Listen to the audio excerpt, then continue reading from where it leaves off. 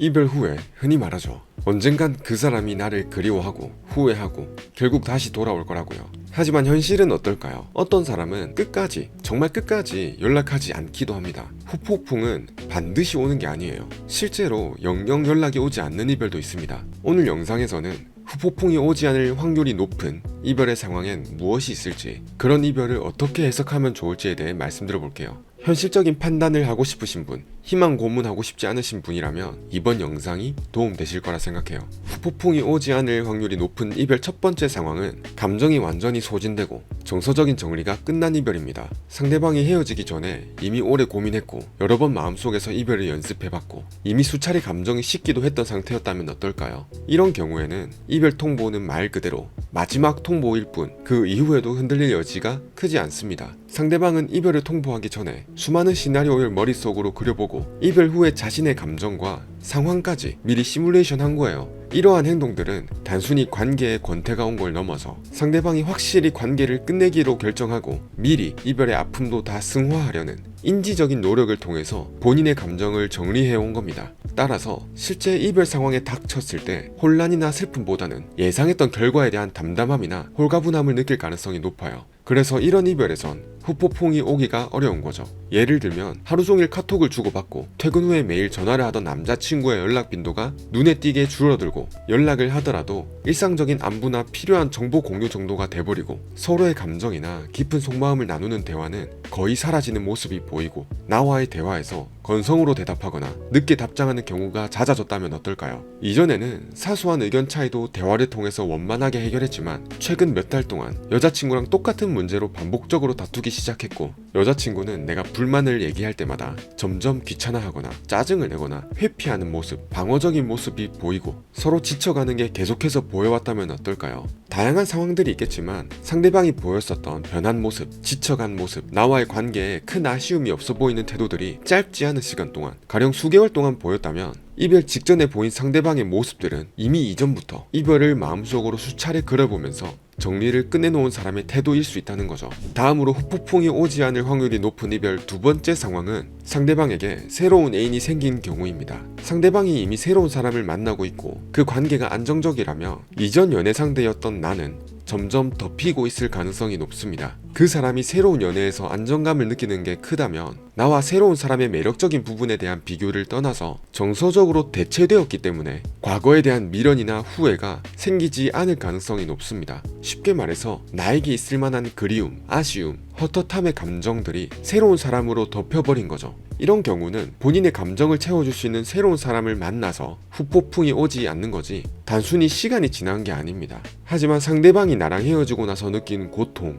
외로움, 공허함 등등 참기 힘든 감정들을 회피하기 위한 일시적인 방편이나 급하게 만난 관계일 경우에는 이야기가 달라집니다. 이런 만남은 진정한 애정이나 깊은 유대감을 기반으로 한 만남이 아니기 때문에 순간적인 갈증은 해소해줄 수 있더라도 근본적으로는 그 사람이 느낄 감정적인 공허함을 채워주진 못해요. 그렇게 급하게 만난 관계는 체하기 마련입니다. 당장은 외로움이 사그라들고 힘든 감정을 잊게 만들 수 있겠지만 불안정한 관계는 근본적인 감정적인 문제를 해결하지 못하고 억누르는 형태이기 때문에 바람 앞에 등불처럼 쉽게 흔들립니다. 새로운 관계에서 콩깍지가 벗겨지거나 근본적인 정서적 허기가 채워지지 못한다는 생각이 들거나 새로운 사람과 예상치 못한 문제로 부딪히기 시작했을 때 묵혀뒀던 감정, 회피해뒀던 감정인 나를 그리워하는, 보고파하는 감정이 다시 떠오를 수 있습니다. 그럼 어떻게 해야 될까요? 상대방한테 새로운 애인이 생겼다면 그런 공허함이 느껴질 때까지, 헤어질 때까지 기다려야만 될까요?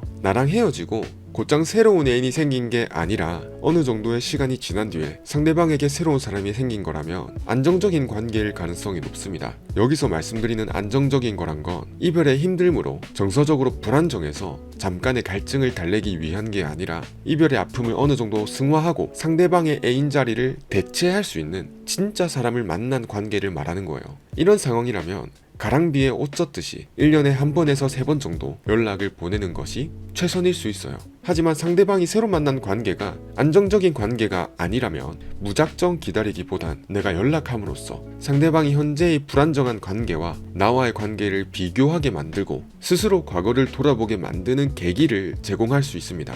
그렇게 상대방의 마음을 흔들어 보는 게 재회에 더 도움이 되는 거죠. 물론 사실은 알고 보니 나에 대한 감정이 떨어져 헤어졌다든지 내가 연락했을 때 상대방의 반응이 부정적이라든지 한다면 내 연락이 오히려 나의 가치만 떨어뜨리는 모양새가 될 수도 있다는 점은 유의하시면 좋겠습니다. 이런 경우라면 사실 직접적인 연락보다는 내 가치를 높이는 데 집중하는 게 장기적으로 훨씬 현명한 전략이 될 수 있는 거죠. 다음으로 후폭풍이 오지 않을 확률이 높은 이별 세 번째 상황은 상대방에게 나와의 연애를 통해 받은 상처나 트라우마가 강하게 남아있는 이별이에요. 상대방이 나와의 관계가 본인이 존중받지 못하는 연애, 사랑받지 못하는 연애였다는 생각이 깊다면 어떨까요? 상처받는 순간들에도 불구하고 나를 좋아하다 보니 애써서 관계를 이어오다가 참을 수 있는 한계치를 넘어버린 거예요. 그래서 이건 단순한 다툼에 의한 이별이 아니라 상대방 본인 스스로를 위해 너덜너덜해진 감정을 지키기 위해서 헤어진 겁니다. 이때 헤어지고 나면 본인이 이별 통보했지만서도 많이 사랑했기 때문에 당분간은 힘들지만 시간이 지날수록 다시 돌아가서 똑같은 감정을 느끼고 싶지 않은 생각이 더 확고해집니다. 그래서 후폭풍이 올 가능성이 낮은 거죠. 예를 들면 내가 내 기분에 따라서 쉽게 상대방에게 차갑게 대하거나 연락을 끊어버리거나 툴툴거리는 등의 부정적인 감정을 잘 드러내는 경우에 상대방이 이에 대해 힘들어하면 되려 너가 예민한 거야, 나를 좋아하면 이 정도는 해야 되지 라는 마인드로 상대방의 의견을 무시하거나 가스라이팅 하듯이 소위 갑의 연애처럼 상대방을 대했다면 어떨까요? 반복되는 나의 잘못에 상대방은 지쳐갔지만 그래도 나를 사랑하기 때문에 믿고 기다렸지만 반복되는 실망감에 지쳐갔다면 어떨까요? 상대방은 본인 손에 상처가 나더라도 나와의 관계를 놓치고 싶지 않아서 꽉 붙들고 있었는데 결국 상처가 깊어져서 놓은 거예요. 그렇게 헤어지고 시간이 지나면 다신 같은 고통을 겪고 싶지 않다는 강력한 방어 기제를 형성했을 가능성이 높습니다. 정신적으로 버거운 연애를 버티고 버티다가 더는 나 자신을 잃고 싶지 않아서 내려놓은 거죠. 나를 사랑하긴 했지만 그 관계 안에서 상대방은 자꾸 본인을 잃어가고 본인의 모습을 포기해야 했던 기억이 강해서 다시 돌아가면 또 그런 날들이 반복될 거야 라는 공포가 더 앞서는 거죠. 그래서 이런 경우는 시간이 지날수록 찾아온다고 하는 후폭풍은 그 사람에겐 오지 않을 가능성이 높습니다. 그래서 이런 경우라면 무작정 기다리는 게 재회의 관점에선 오히려 독이 될 수 있는 거예요. 마지막으로 후폭풍이 오지 않을 확률이 높은 이별 네 번째 상황은 현실적인 이유와 주변 사람들의 지지가 강한 경우예요. 예를 들어서 다시 만나더라도 장거리 연애라 자주 보기 어렵거나 해야 될 일이 많아서 시간적 여유가 없거나 현실적으로 집중해야 될 과업이 명확하게 있다거나 부모님이 계속 반대했었던 연애라거나 현실적인 장애물이 있는 상황인데 거기다 더해서 주변 친구들, 가족, 회사 동료들한테까지 이런 얘기를 듣는 거예요. 솔직히 너 그 사람이랑 만나면서 너무 힘들어 보였어. 헤어지고 나니까 너 표정 진짜 밝아졌더라. 그때 그 사람 행동 진짜 선 넘은 거였잖아. 너 잘했어. 이런 말들을 반복해서 듣게 되면 어떨까요? 대부분의 사람들은 자신의 결정을 뒷받침하는 정보에 더 주목하고 반대되는 정보는 무시하거나 합리화하려는 확증 편향을 하려는 경향이 있습니다. 그래서 내가 먼저 이별을 말했다면 감정적으로 흔들리는 게 있더라도 이건 일시적인 감정일 뿐이야. 힘들었어. 이건 잘한 선택이었어. 돌아가면 또 반복이야. 어차피 다시 만나도 현실적으로 부딪힐 게 너무 많아 라면서 본인의 이별 결정을 최대한 덜 후회하려고 노력하는 경우가 많다는 겁니다. 그렇게 안 그래도 이별을 결정하게 된 현실적인 이유가 있는 와중에 주변 사람들이 그 이별에 대해 다들 지지해준다면 어떨까요? 비록 현실적인 장애물이 있었지만 처음엔 흔들릴 수 있었던 감정이 점점 단단해져 버리게 될 수 있습니다. 이런 경우엔 후폭풍이 왔다가도 금방 지나가 버릴 확률이 높습니다. 왜냐하면 후회가 감정으로 올라와도 그걸 뒤집을 만한 감정적인 설득보다 현실적인 제약, 즉 이별을 극복해야만 하는 이성적인 이유도 있고 그 주장을 지지해주는 사람들이 주변에 많거든요. 오늘은 이렇게 후폭풍이 오지 않을 확률이 높은 경우 총 4가지에 대해 말씀을 드려봤습니다. 첫 번째는 감정이 완전히 소진되고 정서적인 정리가 끝난 이별이었고요. 두 번째 상황은 상대방에게 새로운 애인이 생긴 경우였어요. 세 번째 상황은 상대방에게 상처나 트라우마가 강하게 남아있는 이별이었고요. 마지막으로 네 번째 상황은 현실적인 이유와 주변 사람들의 지지가 강한 경우였습니다. 후폭풍은 무조건적으로 오는 감정 반응이 아니에요. 상대방의 입장에서 어떤 연애를 해왔는지, 이별 전에 어떤 감정의 흐름이 있었는지에 따라서 아예 오지 않을 수도 있는 게 후폭풍인 겁니다. 후폭풍이 아니라 선폭풍이 왔다가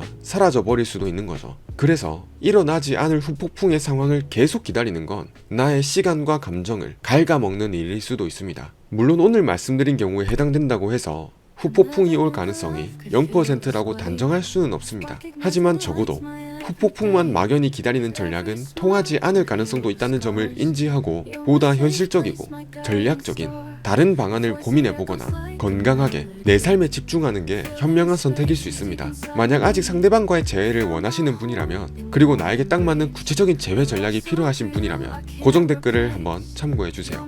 오늘 영상 끝까지 봐주셔서 감사합니다. 이 영상을 보시는 분들 모두 행복하시길 바랍니다.